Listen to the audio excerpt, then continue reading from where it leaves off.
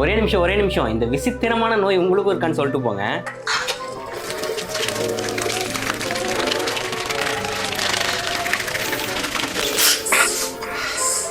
இதே மாதிரி தான் எங்கள் அம்மாவும் கேஸ் ஆஃப் பண்ணிட்டியா இல்லையா, ஹீட்டர் சுவிட்ச் ஆஃப் பண்ணிட்டியா இல்லையா, டோர் லாக் பண்ணிட்டியா இல்லையான்னு ஒரு நாளைக்கு 1000 வாட்டி கேட்டுகிட்டே இருப்பாங்க.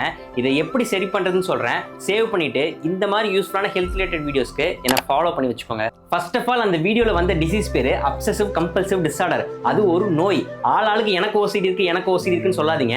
பிகாஸ் உங்களுக்கு அது இல்லை. இப்போது நார்மலாக நமக்கு ஒரு தாட் வந்துச்சுன்னா அந்த தாட்டை பண்ணாமல் விட்டோம்னா அது அப்படியே பறந்து போயிடும். அதுவே ஓசிடி இருக்கவங்களுக்கு அந்த தாட்டை பண்ணாமல் இருந்தாங்கன்னா அது போகவே போகாது.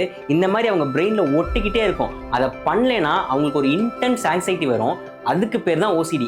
ஸோ உங்களுக்கு உண்மையிலே ஓசிடி இருந்துச்சுன்னா அதை கம்மி பண்ணுறதுக்கு அந்த மாதிரி தாட் வரப்போ கொஞ்சம் பொறுமையாக ப்ரீத் பண்ணுங்கள். அந்த தாட்டை ஒரு பேப்பரில் எழுதி வைங்க.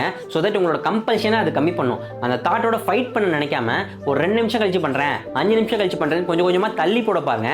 ஸோ உடனே பண்ணணுங்கிற அப்சஷன் கொஞ்சம் கம்மியாக சான்ஸ் இருக்குது. இது எது பண்ணியுமே உங்களுக்கு சரியாகலைன்னா நீங்கள் ஒரு டாக்டர் தான் பார்க்கணும். அவங்க எக்ஸ்போஷர் அண்ட் ரெஸ்பான்ஸ் ப்ரிவென்ஷன் பண்ணுவாங்க, இல்லைன்னா ஏதாச்சும் மெடிகேஷன்ஸ் கொடுப்பாங்க. ஹைஜீனிக்காக இருக்கிறதையும் நார்மலாக நம்ம எல்லாருக்கும் வர தாட்ஸையும் வச்சுக்கிட்டு நான் ஓசிடின்னு சொல்கிற உங்கள் ஃப்ரெண்டுக்கு இந்த வீடியோ ஷேர் பண்ணிடுங்க. பாய்.